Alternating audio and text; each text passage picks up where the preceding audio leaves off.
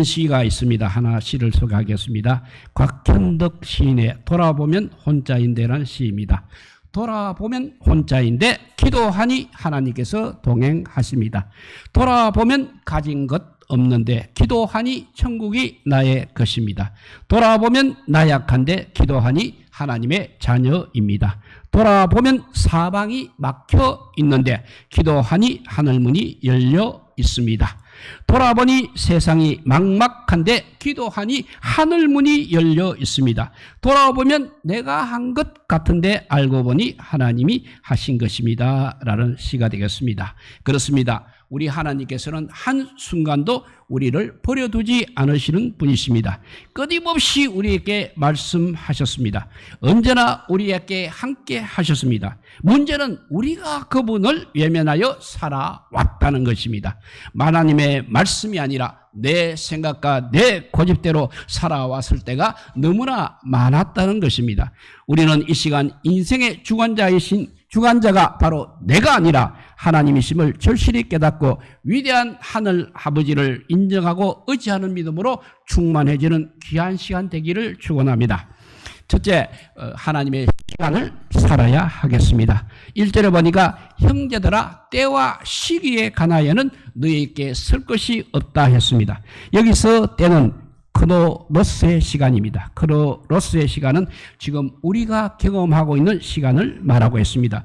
우리는 크로노스의 시간 한 번 지나가면 다시 되돌릴 수 없는 그 시간을 살고 있는 것입니다.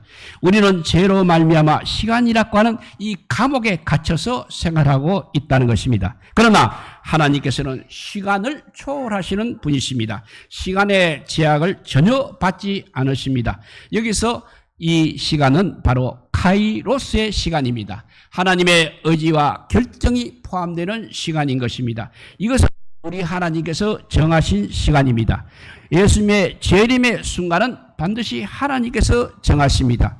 하나님의 판단에 의해 하나님께서 결정하시기 때문에 아무도 알 수 없다는 것입니다. 구원이란 땅의 시간을 살아가는 우리를 이제 하늘의 시간으로 접속시키는 것이 구원인 것입니다. 죄 때문에 시간의 감옥에 갇혀서 죽음을 향하여 나가는 우리 인생들이 이제는 석방을 받아 하나님의 영원한 시간 속으로 들어가는 것입니다. 영생을 얻는 하나님의 시간 속으로 들어서는 이것이 바로 구원인 것입니다.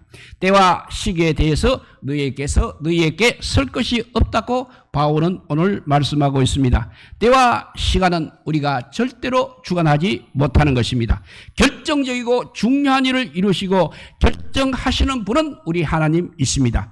사람이 태어나고 죽는 때를 결정하시는 분 역시 하나님이십니다. 인간의 성공과 실패, 만남과 이별 등의 중요한 모든 시간의 때를 결정하시는 분이 하나님이시다는 것입니다. 그래서 우리 하나님은 전능하신 분이십니다. 위대하신 아버지이십니다. 내 인생이라고 내 마음대로 되는 것이 아니라는 것입니다. 그래서 우리는 인생의 때를 결정하시는 하나님께 늘 기도를 해야 합니다. 그분을 의지하고 살아야 하는 것입니다. 하나님께서 이루어 주실 때까지 낙심하거나 포기하지 말아야 하는 것입니다. 하나님의 시간표에 따라 진행되고 있음을 우리는 믿어야 하는 것입니다. 2절에 가니까 주의 날이 밤에 도적같이 이룰 줄을 너희 자신이 자세히 알기 때문이라 했습니다. 여기서 주의 날은 구약에 나오는 개념입니다. 하나님께서 의로움과 심판을 나타내시는 날입니다. 그러다가 초대교회에 와서 예수님이 주로 인식이 되면서 주의 날, 그리스도의 날 이렇게 되었습니다. 주의 날과 그리스도의 날이라고 하게 되었습니다. 주의 날이 여기서 도적같이 이른다는 것입니다. 이것은 성도들로 하여금 경각심을 갖게 하는 것입니다. 주님이 언제 임하실지 모르기 때문에 우리는 항상 24시간 끼어 있어야 하는 것입니다. 그리고 24시간 주님과 동행해야 하는 것입니다. 그래서 마태복음 24장에 마태복음 24장 40절에서 41절 10절까지를 읽어보도록 하겠습니다. 그때 두 사람이 밭에 있음에 한 사람은 데려가고 한 사람은 버려둠을 당할 것이요 두 여자가 맷도질을 하고 있음에 한 사람은 데려가고 한 사람은 버려둠을 당할 것이니라. 그러므로 깨어 있으라. 어느 날에 너희 주가 임하실 일만을지 너희가 알지 못함이니라. 너희도 아는 바니 만일 집주인이 도적이 어느 시각에 올 줄을 알았더라면 깨어있어 그 집을 뚫지 못하게 하였으리라. 이러므로 너희도 준비하고 있어라. 생각하지 않은 때 인자가 오리라. 이렇게 말씀하셨습니다. 우리는 첫째로 하나님의 시간을 살아야 한다고 했습니다.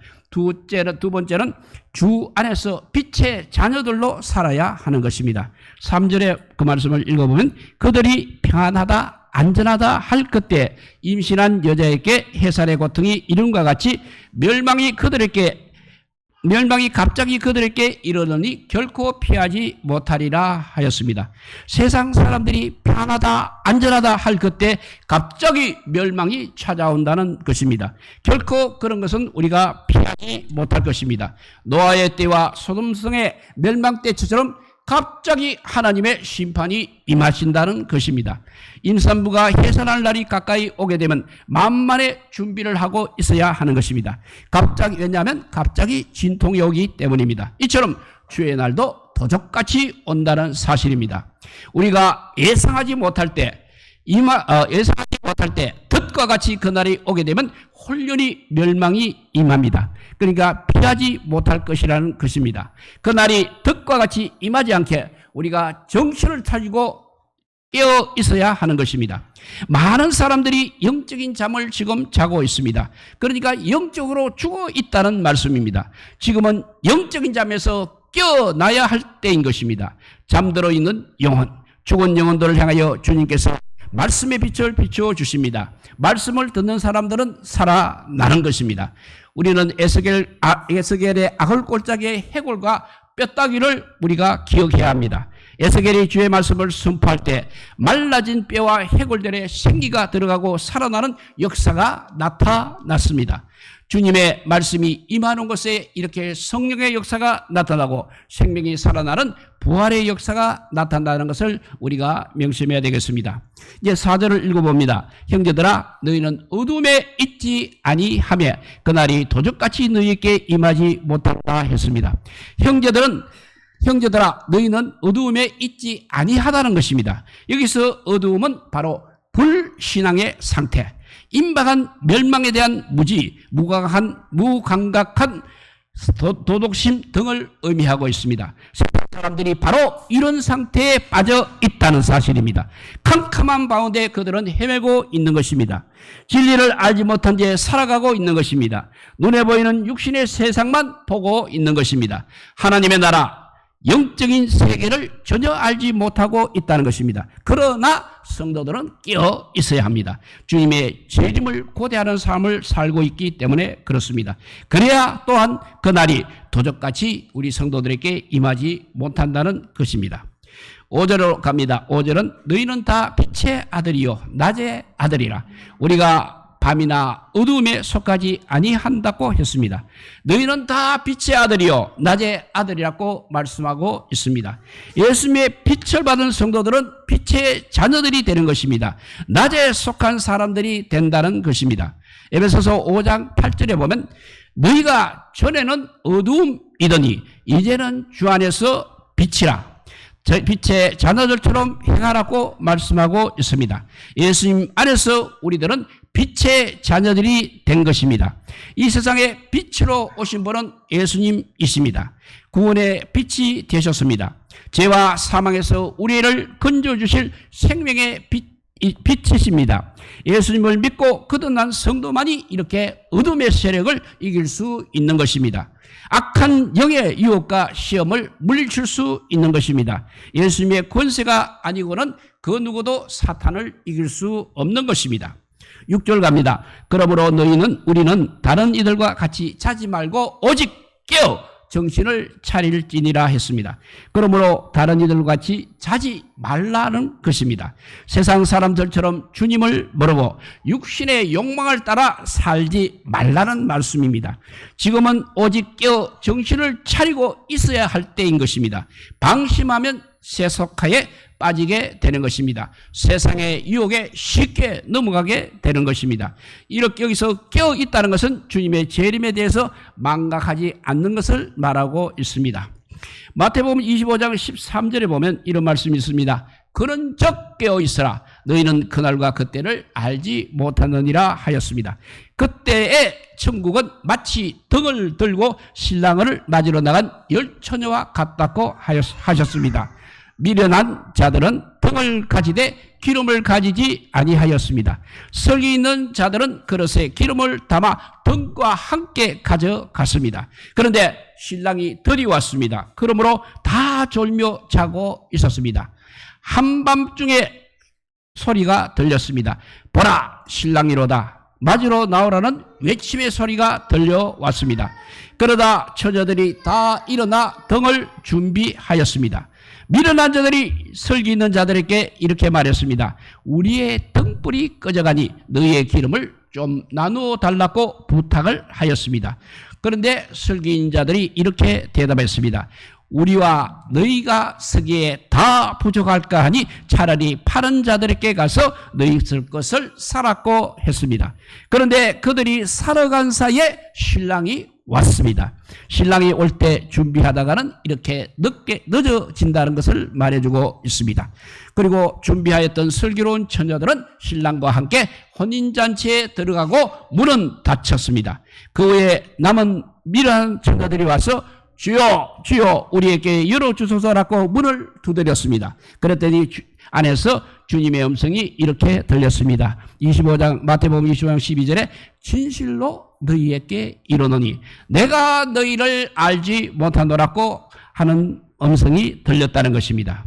이제 7절로 갑니다. 자는 자들은 밤에 자고 취하는 자들은 밤에 취하되 하였습니다. 자는 자들은 밤에 자고 취하는 자들은 밤에 취한다고 했습니다. 하나님의 빛이 없는 인생들을 가리키고 있는 것입니다.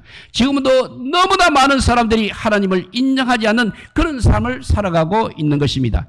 오직 자기가 주인이 되어 자기의 영광을 위하여 이 세상을 부지런히 살아가고 있는 것입니다. 창조주를 기억하지 않는 삶을 살고 있다는 것입니다. 종말을 대비하지 않은 인생들이라는 것입니다. 죽음 이후 삶에 대해서 전혀 생각하지 않고 있는 것입니다. 이것은 어둠의 세력이 눈에 보이는 것들을 가지고 사람들을 유혹하고 있기 때문에 그렇다는 것입니다. 이렇게 하나님의 시간을 살아야 하고, 두 번째는 주 안에서 빛의 자녀들도 살아야 한다고 했고, 세 번째는 세속의 물결에 우리가 떠내려가지 않아야 한다고 했습니다. 세상의 영향을 경계하지 않고서는 그리스도의 재림이 다가올수록 더욱 거세져 가는 배교의 급물살을 우리가 헤쳐 나갈 수 없다는 것입니다. 우리는 예수 그리스도를 거스려 흐르는 세상을 살고 있기 때문에 그렇습니다. 가만히 있게 되면 저절로 세상 문화에 휩쓸려 자연스럽게 예수님을 따르는 삶으로부터 멀어지게 되는 세상인 것입니다. 물살을 거스르는 노력 없이는 성도다운 삶을 살 수 없는 세상에 우리가 지금 살고 있는 것입니다. 지금 우리는 박해나 핍박 없이 신앙생활을 하고 있는 것 같지만, 한편으로 생각하면 요즘처럼 예수님 믿기 어려운 시대도 없었을 것입니다. 교회를 부모한 우리 세대 전부가 다 세속주의라는 막강한 급류에 휩쓸려 가고 있기 때문에 그렇습니다. 이제 또 8절로 갑니다. 우리는 낮에 속하였으나 정신을 차리고 믿음과 사랑의 호식음을 붙이고 구원의 소망의 투구를 서잡고 했습니다. 우리는 낮에 속했으니 정신을 차리고 있어야 한다는 말씀입니다. 믿음과 사랑의 호신경을 붙이는 것입니다. 바울은 근신의 필요성을 강조하기 위하여 군대 장비의 상징적인 표현을 이렇게 사용하였습니다. 밤에 근무하는 보초병에게 효과적인 경계를 위해서 맑은 정신이 필요한 것과 예수님의 재림을 기다리는 성도들에게 근신하는 것이 필요한 것을 이렇게 대비해서 말씀하고 있는 것입니다. 그리고 또 구원의 확신으로 소망의 투구를 서라고 했습니다. 우리의 머릿속에 구원에 대한 확실한 가치관이 항상 숨겨져 있어야 한다는 것입니다. 어떤 경우에도 흔들리지 않는 구원의 확신이 우리에게 반드시 있어야 하는 것입니다. 9절입니다. 하나님이 우리를 세우시면 노하심에 이르게 하심이 아니요 오직 우리 주 예수 그리스도로 말미암아 구원을 받게 하심이라 했습니다. 하나님께서 우리를 세우시면 높아심에 이르게 하심이 아니라는 것입니다. 노하심에 이르게 하심이 아니라는 것입니다. 여기서 노하심이라는 것은 파로시아 적전에 있을 하나님의 심판을 가리키고 있습니다. 심판 때 우리가 구원받을 수 있는 것은 오직 예수 그리스도로 말미암아 된다는 것입니다. 이것은 구원은 전적으로 하나님의 은혜라는 것을 우리에게 알게 하는 것입니다. 하나님의 은혜 외에 다른 길에 구원은 없다는 것을 명심하시기 바랍니다. 10절입니다. 예수께서 우리를 위하여 죽어사 우리로 하여금 깨어있든지 자든지 자기와 함께 살게 하려 하셨느니라 했습니다. 예수님께서 우리를 위하여 죽으셨다는 말씀입니다. 우리를 구원하시기 위하여 십자가에 피 흘리셨다는 것입니다. 이것이 바로 우리 예수님의 대속적 죽음인 것입니다. 우리를 심판에서 구원으로 인도하시기 위하여 목숨을 바치셨습니다. 이것은 우리로 하여금 깨든지 자든지 살든지 죽든지 주님과 함께 살려고 하신 것입니다. 주님과 함께 동행한 삶을 살아야 하는 것입니다. 에녹처럼 하나님과 동행하다가 천국에 가야 하는 것입니다. 노아처럼 하나님과 동행하다가 심판에서 구원을 받아야 하는 것입니다. 주 예수님이 나의 인생의 목자가 되어야 하는 것입니다. 가장 귀중한 보배가 되어야 하는 것입니다. 이런 이야기가 있습니다. 남편의 폭력과 노름을 견디다 못해 도망간 아내가 있었습니다. 집에 남겨진 그 여자의 아이에게는 돈도 맛있는 음식도 필요 없는 것입니다. 아무리 좋은 집이어도 무슨 소용이 있겠습니까? 엄마가 없는데 그 아이에게 모든 물음의 대답은 엄마인 것입니다. 자기 곁에서 꼭 안아주는 엄마라는 존재 자체가 그 아이에게는 대답의 전부인 것입니다. 양들의 모든 물음에 대한 대답 역시 목자입니다. 가난아이의 모든 필요에 대한 대답이 엄마이듯이 목자만 있으면 양은 족하는 것입니다. 다 있어도 목자가 없으면 아무것도 없는 것입니다. 성도에게도 마찬가지로 하나님이 없으면 아무것도 없는 것입니다. 하나님만 있으면 부족한 것이 없는 것입니다. 하나님만으로 만족하니까 어차피 하나님이 채워주실 것이니까 하나님이 답인 것입니다. 그렇습니다. 인생의 해답은 예수님이십니다. 예수님을 만나야 구원과 평강이 있는 것입니다. 만족과 기쁨이 있는 것입니다. 다른 구원자는 필요 없습니다. 다른 것들은 다 우상입니다. 오직 예수님만이 우리를 위해 사망에서 구원해 주십니다. 마지막 11절 말씀입니다. 그러므로 피차 권면하고 서로 덕을 세우기를 너희가 하는 것 같이 하라 했습니다. 그러므로 우리는 피차 권면하고 서로 덕을 세우기를 힘써야 합니다. 신앙의 승리자가 되기 위해서 서로 위로하라는 것입니다. 영적인 성장을 위해서 서로 도우라는 것입니다. 바울은 데살로니가 교인들이 은혜를 입어 영원히 그리스도와 함께 살게 되었다는 것입니다. 그렇다고 하여서 무사 안일주의에 빠져 살지 말고 서로의 성장을 위해서 부단히 노력하는 우리 모두가 되시기를 우리 주님의 이름으로 축복드립니다. 기도하겠습니다. 사랑의 하나님 감사합니다. 주님 오실 날이 불운강 가까이 왔는데 아직도 헤매고 있는 세상 사람들을 볼 때 안타깝기 그지없습니다. 그리고 교회 자체도 깨어 기도하지 못하고 세상의 아버지 입맛에 맞추려고만 하고 있는 것 같습니다. 주님 용서하여 주시옵소서. 오직 우리에게는 예수 그리스도만이 구원인 것을 깨닫게 하여 주시고 주님 오신 날이 불운강 가까웠는데 그 준비에 박차를 가하는 우리 모든 성도들이 되게 하여 주시기를 간절히 빌고 원하올 때 이 모든 말씀 아무 공도 없으나 우리 구주 예수 그리스도 이름으로 기도드리옵나이다. 아멘. 예, 찬송가